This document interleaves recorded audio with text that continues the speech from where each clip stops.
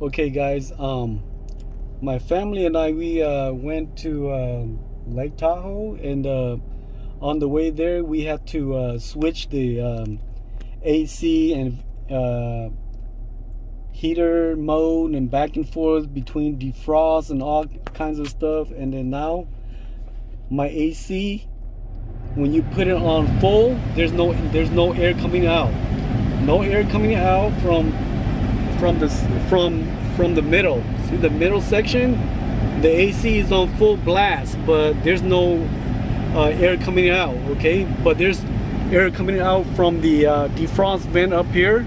Okay, so I'm gonna try to see if I can fix this. Okay, real quick.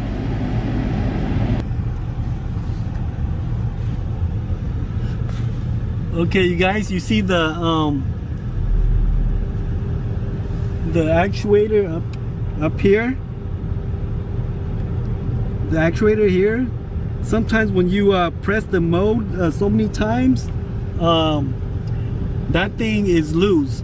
So what you need to do is buy a new one, because that's the mode actuator for the AC and the heater. So sometimes if it's loose, what you need to do is press that in. Okay,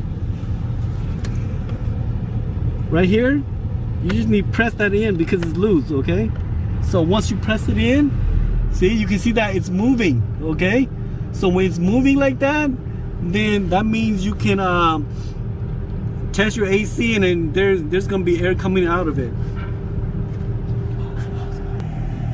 So now look, when I come back to the center AC, look, the AC is blowing because now the actuator mode, it's the mechanism is it's working right now. See that?